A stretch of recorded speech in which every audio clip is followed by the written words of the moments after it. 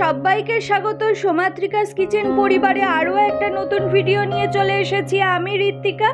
এতক্ষণে থাম্বনেল থেকে তোমরা বুঝতে পেরেই গেছো আজকে আমি তোমাদের সাথে কি শেয়ার করতে চলেছি।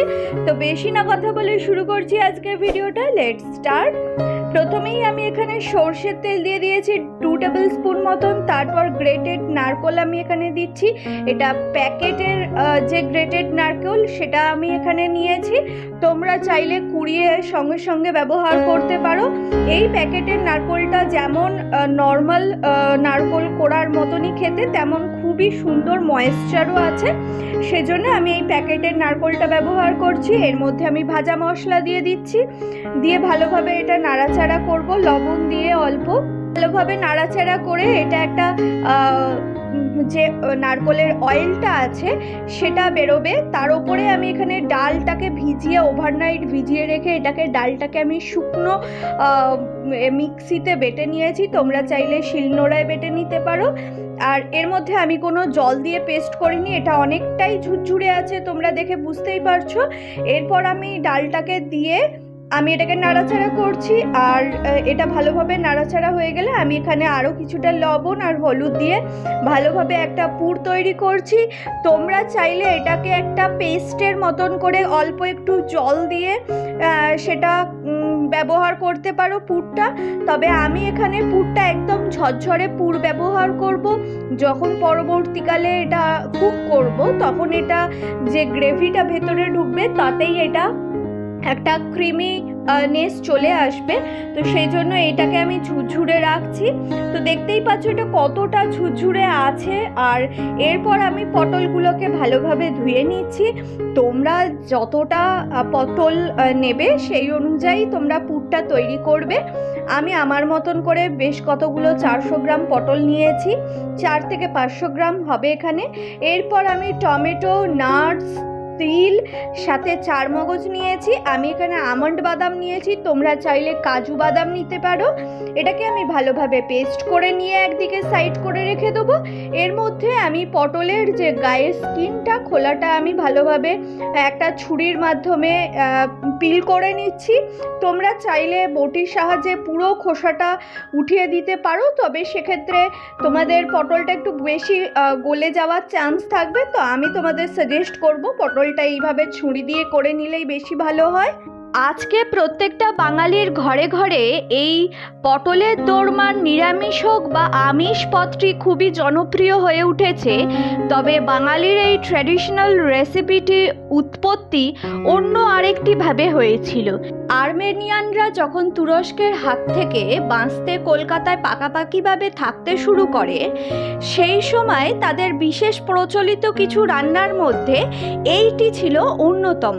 যে কোনো মাংসের কোনো বস্তুকে তারা স্টাফ করে পটলের মধ্যে দিয়ে রান্না করত, যেটা পটোলার দোরমা থেকে বাঙালি সংস্করণ হয়ে উঠেছে পটলের দোরমা, যেটা পরবর্তীকালে আরও কিছুটা সংস্করণ হয়ে সেটা মাছের মানে চিংড়ি মাছ দিয়ে পুর করে হোক বা আমিষ বা নিরামিষ দুইভাবে উঠে এসেছে বাঙালির রান্নাঘরে।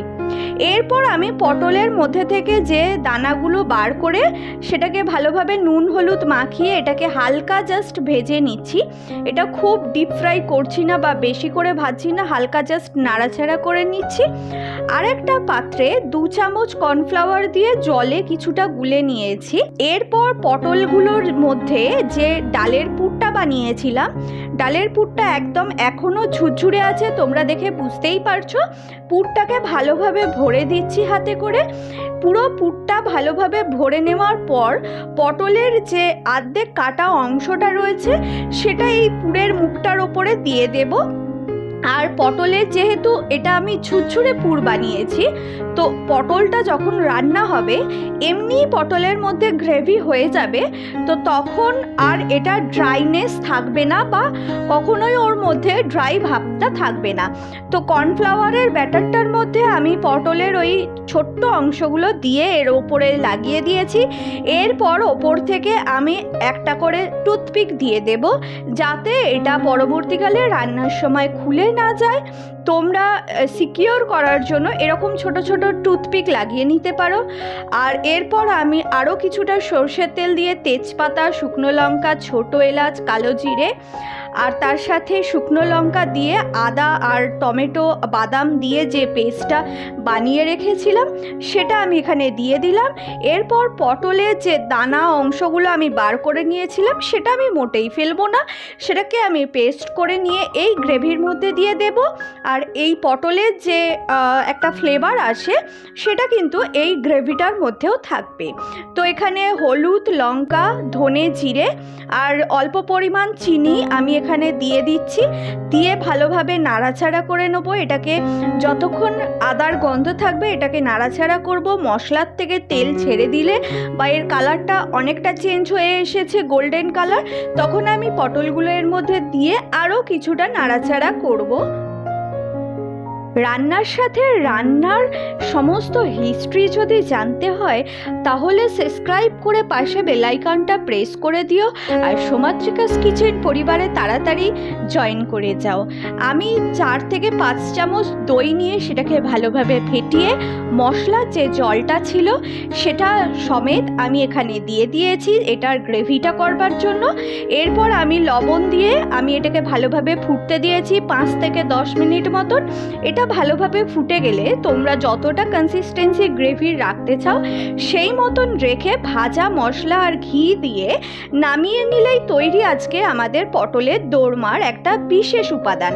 তো এরপর এই রান্নাটাকে আমি আমার মতন করে পরিবেশন করে এটা সার্ভ করছি।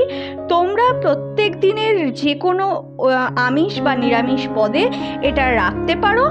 আর এরকমই একটা সুন্দর গরম ভাতে তোমরা এই রেসিপিটা উপভোগ করতে পারো। দেখা হবে আরও একটা নতুন এপিসোড নিয়ে পরবর্তীকালে। ততক্ষণে সবাই খুব ভালো থেকো। Have a good luck.